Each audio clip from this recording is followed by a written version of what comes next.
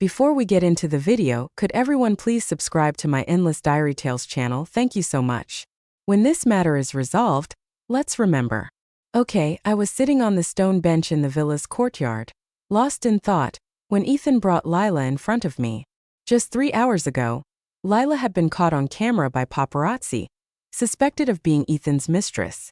The entire internet was digging into her past, accusing her of being the homewrecker who had destroyed May and Ethan's sweet love story. A third party, an intruder, Ethan's public image as a devoted husband led overnight to even the foundation of his company beginning to tremble. In my past life, when Ethan came to me with divorce papers, I was so furious that I uprooted every rose he had planted for me in the courtyard. I had screamed hysterically, demanding answers about his relationship with Lila. She was clearly just his benefactor's daughter. There were countless ways he could have handled the situation, but he chose to sacrifice me just to prevent Lila's depression from worsening. What Ethan didn't know was that during the period when the scandal was brewing online, I was also diagnosed with moderate depression. Autumn. Ethan called my name again, snapping me out of my daze. I lowered my gaze and fixed my eyes on the divorce papers lying on the stone table. Ethan knelt on one knee at my feet, his deep eyes looking up at me, his warm hands clasping mine, his voice tinged with a coaxing tone. Autumn, do this for me. Okay.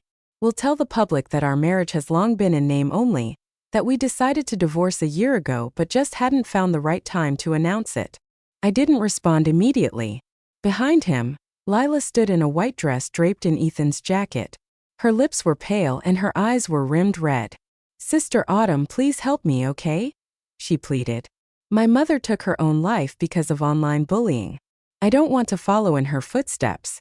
Please, I'll even get on my knees and beg you. She was about to kneel when Ethan swiftly stood up, supporting her and pulling her protectively into his arms. His expression darkened as he scolded her in a low voice. What are you doing, Lila? Lila flinched, her voice fragile and tearful as she looked up at him with tear-filled eyes. I just wanted Sister Autumn to feel better.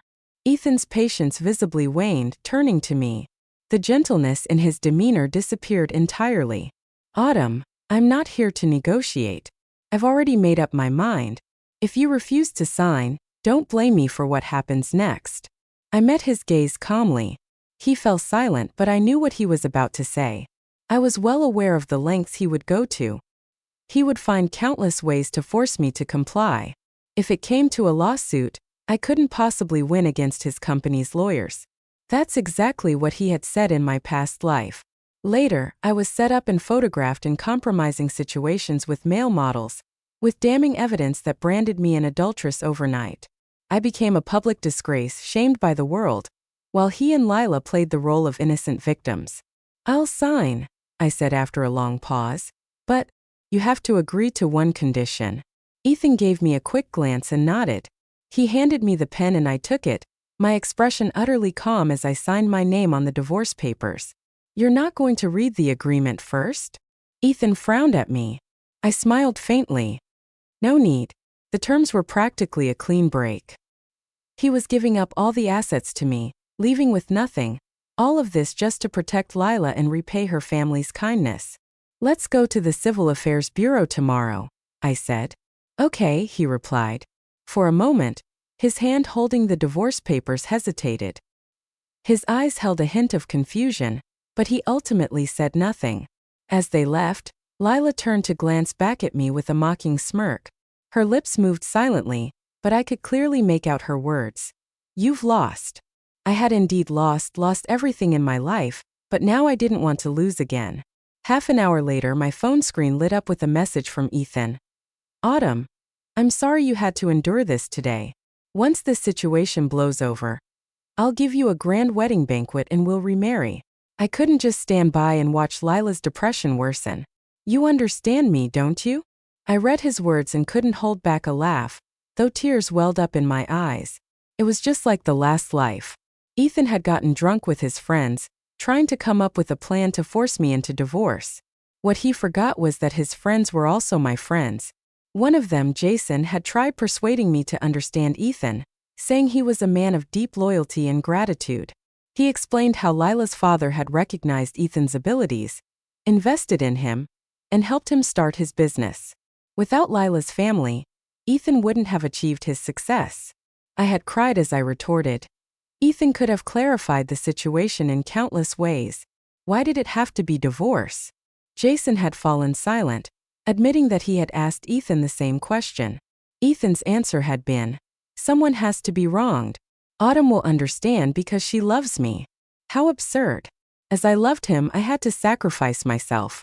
Thankfully, I still had a chance. Now, when it came to Lila, Ethan always acted quickly. That very afternoon, after signing the divorce papers, he arranged a press conference for the evening. He even sent his assistant to invite me to attend and clarify the situation. Before I could respond, the assistant, assuming I would refuse, relayed Ethan's words to me. "Miss Autumn, you should attend this press conference. Even if it's not for Mr. Ethan, it's for your reputation." I paused for a moment, then let out a bitter laugh. Ethan was threatening me, trying to use the same tactics as in my previous life to force me into submission. He wanted to throw dirt on me and make me struggle under the weight of public opinion, until I had no choice but to bow my head. I had never understood. Did Ethan see me as his wife or his enemy? This time he wanted to publicly clarify our relationship, and I was no exception. The press conference was held in the Grand Ballroom, the most luxurious hotel in the city. The invited journalists were all influential figures in the industry when Lila appeared arm in arm with Ethan, dressed in an elegant cheongsam. The reporters swarmed around them instantly. Ethan instinctively shielded her, smiling as he gently blocked the microphones aimed at her. "Please give us some space. I'll answer your questions one by one shortly," he said, his voice calm and polite. As he looked up, his gaze met mine amidst the crowd of reporters. For a fleeting moment, I foolishly hoped he might step in to shield me too, but the next second he looked away, his expression unchanged, his smile unwavering. He led Lila on the stage as if he hadn't seen me at all. I scoffed, curling my lips into a bitter smile. A young reporter, likely an intern, nervously handed me a microphone and asked, "Miss Autumn, is it true that you've divorced Mr. Ethan?" "Yes," I smiled, nodding calmly. The intern pushed his glasses up, pressing further. "But you and Mr. Ethan were high school sweethearts, dated for 7 years and were married for 5. Just last month he even spent a fortune buying an island and naming it after you. How could you divorce so suddenly?" I maintained my smile, though it no longer reached my eyes. "That island was something he owed me," I replied. To care for Lila during her illness, Ethan had missed my birthday and failed to prepare my gift. In my past life, I had been foolishly overjoyed by the island, only to later learn it was Jason's idea. Ethan hadn't even known where the island was located. The intern hesitated before asking timidly, "Do you still love Mr. Ethan?" Silence fell around us. Every reporter nearby stopped talking, waiting for my answer. Even Ethan, standing on the stage, turned his gaze toward me, his brows furrowing slightly. I met his eyes briefly before turning back to the intern and answered without hesitation, "No." The interview didn't last much longer. After Ethan publicly clarified that our marriage had been effectively over for a year, he left the venue. Overnight, I became the discarded used goods in the eyes of the public. Meanwhile, Lila was hailed as the innocent victim of the entire scandal. The interview from that day remained pinned at the top of social media platforms for several days, and the topic continued to trend. Ethan's words during the press conference fueled the fire. Autumn and I had already planned to divorce a year ago. We were trying to handle it quietly, but now that innocent people have been implicated, we had no choice but to clarify publicly. Lila is not a third party in our relationship. She is the only person my mentor cared about in this world, and it's natural for me to take care of her. I hope everyone can view this matter rationally. Fans were quick to twist the narrative, claiming that the reason for the breakdown of my marriage with Ethan was my inability to tolerate even the slightest flaw. They painted their so-called pure sibling bond as something noble while portraying me as petty and lacking grace. As they said, I hadn't learned even a shred of Ethan's loyalty and gratitude after 5 years of marriage. The topic continued to ferment for days, leaving me as the villain of the story after finalizing the divorce certificate. As I stepped out of the Civil Affairs Bureau, Ethan stopped me. "Don't take what people are saying online to heart. It won't be long before they forget all about it." I paused, unable to hold back a faint laugh. Funny, isn't it? We're both being attacked online. Yet the difference in treatment is so stark. Ethan didn't respond, but his expression tightened. Autumn, in 2 months it'll be New Year's. Once the year begins, Leighton Remar. Okay.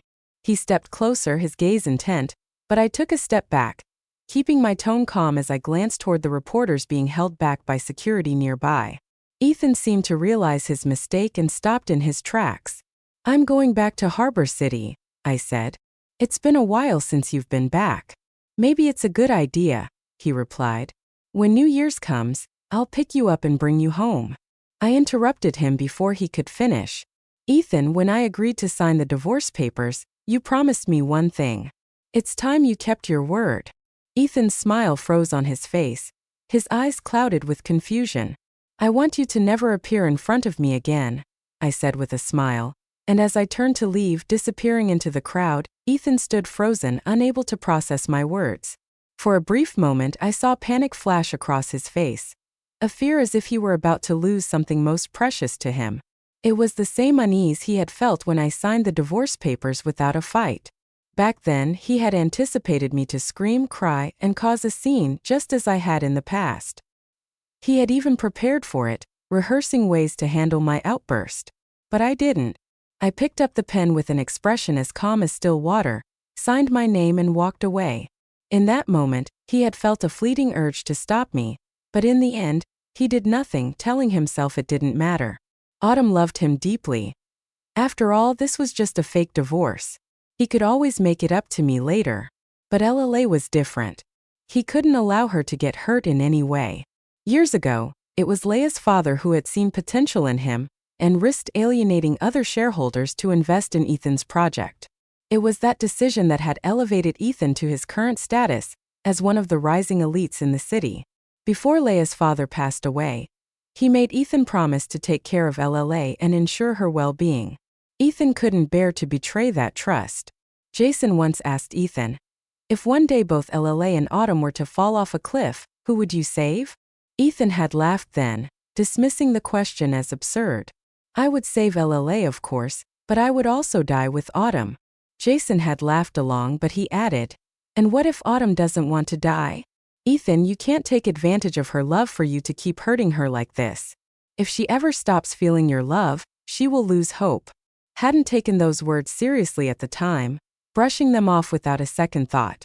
He didn't realize how prophetic they would become. That night, Ethan returned to the villa after marrying. Ethan and I had always lived in the villa halfway up the hill. I was an exceptional artist, celebrated as a prodigy from the age of 10, when my ethereal landscape painting captivated audiences and earned me the title of a young genius in traditional Chinese painting. Everyone believed I had an extraordinary talent in this art form and would eventually become a leading figure in the field. And I did, but after our marriage, my own artistic style changed drastically. My works no longer held the same allure they once did. My mentor tried tirelessly to guide me, but it didn't help much. Eventually, I gave up painting altogether, even rejecting the idea of picking up a brush. Ethan stepped into my art studio and froze when his eyes landed on the landscape painting on the easel. With just a few strokes, the scene came to life, vivid and mesmerizing. Seeing the light on in the studio, Mrs. Chun came in, startled to find Ethan there. Sir, she said hesitantly, this painting, it's something Madam worked on. Ethan looked up. When did she paint this? It was the day you brought Miss LLA home, Mrs. Chun replied. Ethan nodded slightly.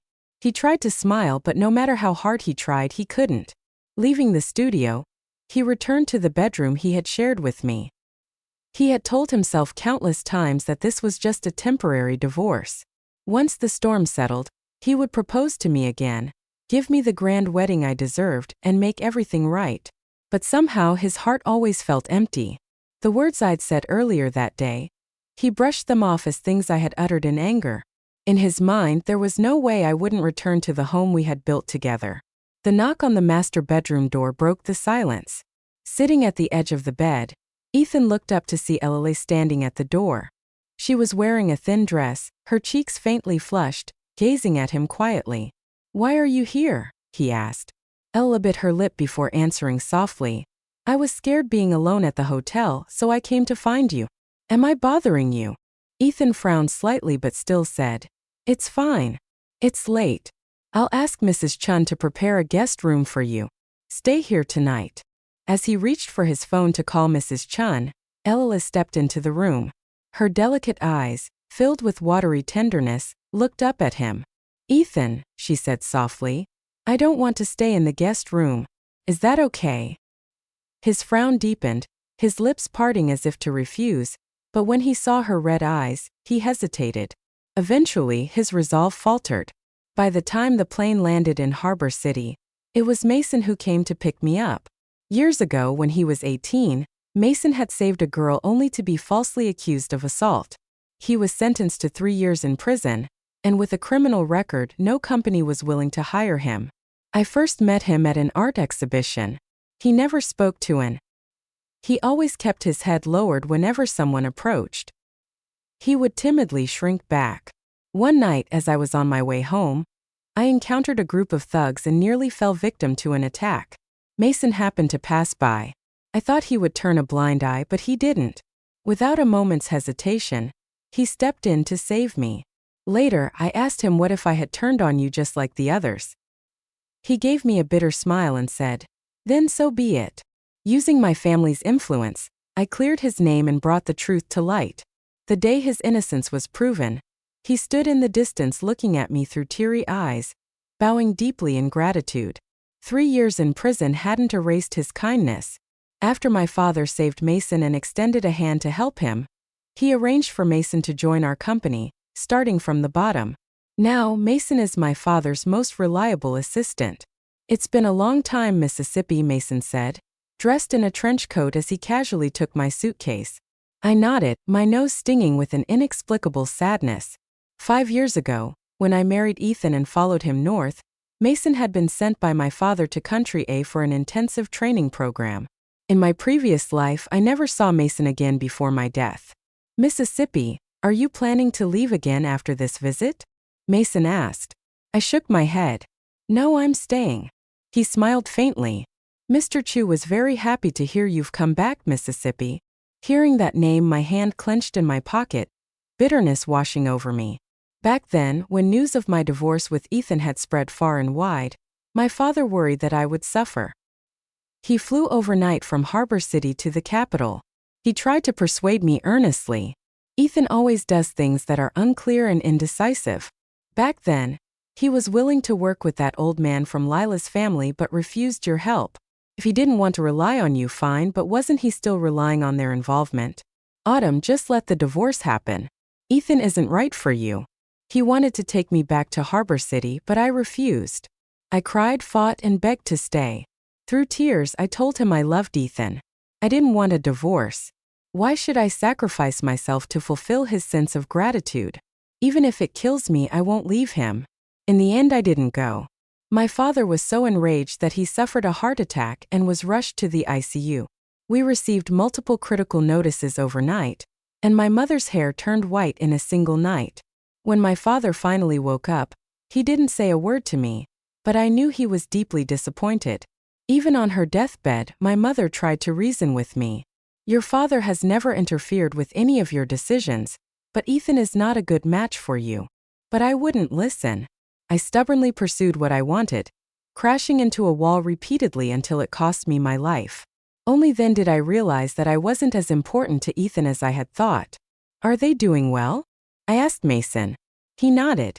The company is thriving, and both Mr. and Mrs. Chu are in good health. I smiled, Ed faintly meeting his calm gaze. Thank you, Mason. Thank you for taking care of my parents in my place. He shook his head. It was my duty.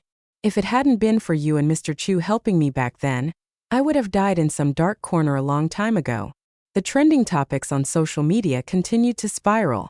What began as accusations of Leia being Ethan's mistress had now morphed into claims that I was heartless and unfaithful. Yesterday, paparazzi had photographed Mason and me at the airport, fueling rumors that I had been cheating on Ethan, which was the real reason for our marriage breaking down. I couldn't help but laugh bitterly when I lowered my gaze to my phone. I saw a message from Leia's private account. She had sent me a photo of herself from last night staying at the villa. It was accompanied by a message. Ethan invited me to stay overnight. What do you think he'll do tonight? Ethan is a responsible man, but now the shackles are gone. Autumn, your husband is mine now. She was clearly trying to provoke me, but my heart was already numb to such things. Mason handed me a cup of tea, glancing worriedly at my phone screen before saying calmly, "Mississippi, I'll make sure you get justice for all the wrongs you've endured." I didn't respond to his words. Instead, I asked, "I heard my father introduced you to several socialites and encouraged you to start a family. Why did you refuse?" Mason froze, caught off guard by my question. His hands trembled slightly as he adjusted the teacup, remaining silent for a long time. I pressed on, "Is it because of me?" His gaze flickered nervously as he met mine for a fleeting moment before looking away again. Over the past 5 years, although we hadn't seen each other, Mason had never failed to send me extravagant birthday gifts. He would even transfer large sums of money to my account from time to time, practically giving me everything he earned. I had refused his gestures countless times, but he remained persistent. One day I called him and for the first time lost my temper with him. I told Mason, "You saved my life once and I helped you once. That makes us even. My father brought you into the company and everything you've achieved today is because of your own efforts. You don't owe me anything. I'm not your creditor. What you're doing only damages my marriage, making Ethan misunderstand our relationship." After that conversation, Mason stopped transferring money to me. His gifts became more measured, no longer extravagant. "Mason, I've told you before, you don't owe me anything," I said again. He bit his lip as if hesitating, then replied, "That's not why." He looked at me, his lips curving into a faint smile, his eyes brimming with sincerity. "I love you, Miss Autumn. I know there's a world of difference between us, like mud and clouds. I've never dared to hope you'd look back at me, but my heart belongs to you. I don't want to deceive myself, nor do I want to hold anyone else back." As Mason's words trailed off, I raised my gaze to quietly study him. We were the same age, yet he had matured far earlier than me. When I first met him, he had been timid and out of place. Now he was a pillar of the company and my father's most trusted confidant. Last night, after returning to the old house, my father spoke with me for a long time. He talked about the company's future, my future. Then he asked me 2 questions. The first was, "Do you still love Ethan?" I shook my head and answered no without hesitation. But when he asked the second question, I fell silent. "Would you consider marrying Mason?" My father had been planning his retirement. Although Mason had been by his side for years, he wasn't a member of our family. I had been unsure at first, but now I knew the answer. "Mason, will you marry me?" 2 days later, in the capital, Ethan sat in the art studio, his head bowed as he replayed the clip of my interview with the intern. "Do you still love Mr. Ethan?" the intern had asked. I had smiled and answered no. 3 simple words, yet they left him feeling inexplicably stifled. He had replayed that moment countless times, as if trying to glean something from my expression, but he found nothing. Frustrated, he exited our chat window. But as he opened it, he realized our last exchange was from the day I reminded him to meet me at 9 a.m. at the Civil Affairs Bureau to finalize our divorce certificate. He had simply replied, "Okay." And that was it. In the past, I had loved clinging to him, sharing every little detail of my life.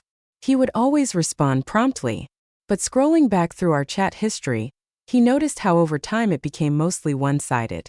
I had been talking to myself, and his occasional replies were nothing more than "okay" or "got it." He had been too busy with work at the company. After Lila's father passed away, her depression had worsened, and she had attempted suicide multiple times. He had been consumed by trying to manage everything and hadn't been able to focus on me. Suddenly, Jason sent him a message. "Autumn is marrying Mason." Ethan shot to his feet in shock, accidentally knocking over a nearby easel. The landscape painting on it fluttered to the floor.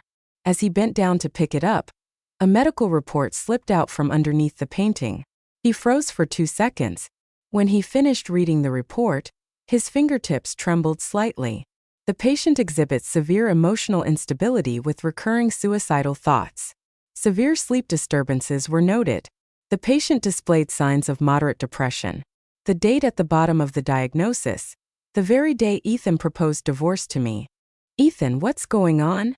Lila, hearing the commotion, rushed into the studio from the master bedroom. When she saw the diagnosis report in Ethan's hands, a calculating glint flashed in her eyes.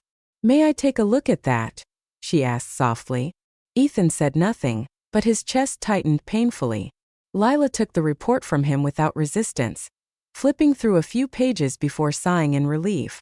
She patted his shoulder lightly and said, "Don't worry, Ethan. Remember, I'm also a depression patient. You've seen how bad it can get during my episodes, but that day I saw Autumn. She looked perfectly healthy, not at all like someone suffering from an illness. Maybe she was just too upset and fabricated this report to get your attention." I was about to continue, but Ethan, suppressing his emotions, took the report back from her hands. He walked a few steps away, his mind racing before abruptly turning to her. "Starting tomorrow, don't stay in the master bedroom anymore," he said flatly. "If Autumn finds out, it'll cause unnecessary trouble." Ella froze in place, stunned. By the time she snapped out of it and tried to follow him, calling, "Ethan!" he had already gone downstairs hurriedly, leaving without even taking his coat. At that moment, Ethan didn't care whether the report was real or not, or whether I was truly marrying Mason. The only thought in his mind was to find me and bring me back home. Mason, on the other hand, had been meticulously involved in every detail of our wedding preparations. During the day, he managed company affairs and supervised the wedding arrangements. At night, he sat in the living room, carefully writing out invitations by hand. "Autumn, you don't need to handle all these things yourself. Let your assistant take care of it. You're already working so hard. There's no need to exhaust yourself further." I stood at the top of the stairs holding a cup of tea, looking down at him in the living room. He sat down his pen and gave me a warm smile. "No matter what it is, I want to give you the best. Autumn, I know I may not hold a place in your heart, but you've always been at the center of mine." For a moment, as our gazes met, I felt a flicker of emotion stir within me, something I hadn't felt in a long time. "Mason, you don't need to feel burdened by this. Just focus on being a beautiful bride," he added with a soft laugh. His eyes, though calm, no longer hid the depth of his feelings. I smiled faintly and nodded, but I hadn't expected Ethan to show up in Harbor City. Mason and I had just stepped out of the fitting room after trying on our wedding attire when I saw Ethan standing under a camphor tree across the street. He wore a simple white shirt, his hair slightly disheveled, his face pale and devoid of its usual vitality. His gaze lingered on my hand clasped with Mason before he looked away. Ethan forced a weak smile and said, "Autumn, I've come to take you home. We don't have to wait until next year. Let's remarry now, okay?" As he took a few steps toward us, Mason instinctively moved to stand in front of me, but I stopped him with a gentle touch, adjusting his slightly crooked tie. I said softly, "Go wait in the car for me. I'll join you shortly. Mom's made your favorite dish tonight. We'll head home together later." Mason lowered his eyes to meet mine, his lips curving into a faint smile. "All right." He cast a calm glance at Ethan before turning and walking toward the car. Now it was just Ethan and me by the roadside. He instinctively tried to come closer, but I suddenly stepped back. Keeping my tone gentle, "Mr. Ethan Leighton," I maintained some distance between us.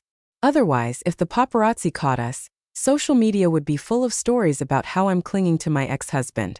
Again, no matter the time or place, I couldn't afford another scandal. People are always exceptionally harsh on women. The situation with Lila was a prime example. From the beginning to the end, it was Ethan who failed to handle things properly. Yet, in the end, I was the one accused of being petty and lacking grace. Ethan's eyes dimmed as a bitter smile tugged at his lips, though it didn't reach his eyes. "I've asked my team to handle the situation on the platform. I'm sorry you had to endure this. I didn't realize how much trouble it caused you." I looked at him and replied calmly, "Ethan, if you didn't know how much public opinion could hurt someone, you wouldn't have chosen to divorce me just to protect Lila. In my previous life, after being falsely accused of cheating with multiple male models, I was publicly shamed and divorced by Ethan. My career plummeted, and I became the laughingstock of everyone. Some even mocked me to my face, saying, Autumn, after everything your ex-husband put you through, how do you even have the audacity to keep living? If I were you, I'd have jumped off an 18-story building by now. I couldn't sleep at night. I'd sit by the floor-to-ceiling windows, staring at the city lights. I burned down my studio and destroyed everything Ethan had ever given me. As if that could somehow erase him from my heart. I vented all my frustration, hating how the boy who once loved me with all his heart had pushed me to the brink. In the end, I slit my wrists. To this day, I can still remember the feeling of my life slipping away, drop by drop. Ethan opened his mouth to explain, but no words came out. Eventually, he could only bow his head weakly. Autumn, I'll make it up to you, he said softly. I couldn't hold back a laugh. I've heard that too many times. After Lila's father passed away, Ethan left our engagement dinner halfway through saying, Lila's having a problem. I need to check on her. On our wedding day, Lila attempted suicide after dropping me off at our bridal suite. Ethan stayed with her all night. I wavered then, questioning if I should continue this relationship, but seeing how exhausted he looked, I swallowed my doubts. I loved Ethan, so I was willing to endure all the hardships alongside him. Every broken promise was met with the same response. Autumn, I'll make it up to you. Ethan always thought we had a lifetime together. But he forgot that love can be worn down. By the end of my previous life, I couldn't tell if I still loved him, or if it was just an obsession. I scoffed and said, Ethan, I've asked for so little, but even that's too much for you. I'm my parents' beloved daughter too. Why should I let you trample all over me? Leighton, just end this. As I finished speaking, I turned to leave. Ethan, panicking, grabbed my arm. His unsteady body nearly stumbled. Pale lips trembled as he spoke. I won't agree to this. I can't just let it go. Autumn, you're my wife. You can't leave me. His voice quivered. I pulled my arm free and laughed softly. Ethan, we already divorced. You forced me to sign the divorce papers, pressured me to attend the press conference to clarify things, and even ensured I went to the Civil Affairs Bureau to finalize it. You can't deny that, can you? Ethan froze as I began to walk away again. I tilted my head slightly toward him. Ethan, you and Elle actually make a great pair. His face turned ashen instantly. He had arrived in Harbor City in the middle of the night after he tracked down my itinerary. He hadn't rested for a moment before rushing to find me, but when he saw me wearing a wedding dress and laughing with Mason, he stopped in his tracks. Standing under the camper tree, he watched in silence. He couldn't remember the last time he had seen me smile so genuinely. Whenever we were together, it always ended in arguments about LLA. Gradually, he stopped coming home, either staying at the office or drinking through the night with his friends. That moment, he understood with absolute clarity that what I had said at the Civil Affairs Bureau that day was heartfelt. I didn't want him anymore, but he couldn't live without me. Inside the bridal boutique, Mason and I continued our preparations, unaware of the man standing outside watching quietly. How long had he stood there? Even Ethan didn't know. All he felt was the sharp pain of realizing he might have lost me forever. He stood outside for who knows how long. At one point, he even considered barging in and punching Mason, warning him to stay away from his wife, but in the end, he couldn't take that step. He was afraid of how LLA might view him. Ethan, Autumn left a while ago, Ella murmured, tugging on Ethan's sleeve and pulling him out of his daze. He lowered his eyes to look at her, his voice cold and slightly hoarse. Why are you here? I heard Autumn is marrying someone else. I was worried you'd be upset, so I came to check on you, she said softly. Just as she reached out to hug him, Ethan frowned and pressed a hand firmly on her shoulder to stop her. For a moment, his eyes glistened and LLA's voice became shaky. Ethan, Autumn doesn't want you anymore, but I do. Let her get married, okay? Ethan had never denied her anything before. She had always assumed that after Autumn divorced him, she would naturally take the position of Mrs. Ethan. But now, Ethan's expression turned icy. LLA. Do you even know what you're saying? I do, Ethan. I love you, she said, confessing her feelings for the first time. Ethan let out a pale, bitter smile, but the more he smiled, the closer he came to tears. Jason had warned him countless times. LLA's feelings for you aren't right. Ethan, if you can't keep her in check, she'll ruin your marriage. You should send her away before it's too late. But Ethan never believed him. Now he realized how blind he had been. Harbor City was far from the capital, but once something hit social media, it didn't take long for it to spiral. On the third day of Ethan's attempts to reconcile with me, Mason sent him proof that LLA had falsified my medical report. Mason also compiled evidence of how Ethan had repeatedly prioritized LLA over me, even at the expense of his career. The evidence was released online, forming a damning narrative overnight. Public opinion became sharply divided, but it no longer concerned me. Some accused LLA of repaying kindness with betrayal, ruining my marriage and causing its collapse. Others criticized Ethan for his hypocrisy, questioning why he couldn't repay LLA's father's kindness with money or resources instead of tormenting his wife to the point of despair and divorce. Ethan's reputation plummeted, and his company's stock wavered. Not long after, I uncovered evidence that LLA had staged photos of her and Ethan at a hotel together. She had even hired online trolls to insult herself as a mistress to evoke sympathy. Mason released this evidence as well, turning social media into a chaotic battleground. Ethan, overwhelmed, reached his breaking point. He planned to send LLA abroad, but after seeing the trending topic, he nearly strangled her to death on the side of the road. "Why did you do it?" he demanded furiously. First, Ella tried to play the emotional card, but when his grip tightened and she could barely breathe, she suddenly burst into hysterical laughter and admitted, "Yes, I wanted to be Mrs. Ethan. I wanted Autumn out of the picture. If you truly loved her, I wouldn't have had a chance to interfere." Ethan, consumed by rage, vomited blood on the spot and collapsed. A bystander captured the scene on video, and it quickly went viral online. Ethan's company stock plummeted further, and he was removed from his position as CEO. As for LLA, her reputation was utterly destroyed, leaving her no choice but to leave the country. But fate was unkind. On her way to the airport, she was involved in a fatal car accident. On my wedding day, Mason gave me a grand ceremony, with flowers filling the city and fireworks lighting up the night. It became the talk of everyone when a guest jokingly remarked that marrying Mason must have been the result of good karma in my past life. Mason let out a cold laugh and immediately had them escorted out of the venue. During his wedding vows, Mason spoke openly. "I am nothing more than the Chu family's live-in son-in-law. In this life, I belong to the Chu family. In life and in death, I'll be a ghost of the Chu family." Though my heart might not have entirely belonged to Mason, his unwavering devotion to me never wavered. On our wedding night, he held me tightly, as if afraid I might leave or vanish. It wasn't until I pressed him for answers that I learned Ethan had taken his own life. Before his death, he regained clarity for a brief moment. He sent Mason the medical report I had left behind in the studio, along with a letter addressed to me.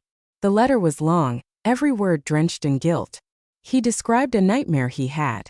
In the dream, he forced me to divorce him, and when I refused to compromise, he schemed against me and set me up, sending me to the beds of several men. In the end, I was so desperate that I slit my wrists and ended my life. He wrote that the Ethan in the dream didn't intend to drive me to such despair. He only wanted me to bow my head and give in. He never imagined it would result in my death. Most of all, he confessed that he didn't know my illness was real. He swore that if he had known, he would never have treated me that way. He wrote about how in the dream, when he saw the blood covering the bathroom floor, his heart shattered. He wished he could have been the one to die instead. The letter ended with 2 sentences. Thankfully, the events in the dream didn't happen. "I'm sorry." I let out a cold laugh as I read it. In the end, I casually tossed the letter into the trash along with the medical report. Mason frowned slightly. "Mississippi," he murmured. I responded softly, "The old Autumn was sick, but I'm not that person anymore. Leaving him cured me." After a long pause, Mason's frown gave way to a resigned but affectionate smile. I looked at him and smiled back. Thankfully, in this life I lost nothing.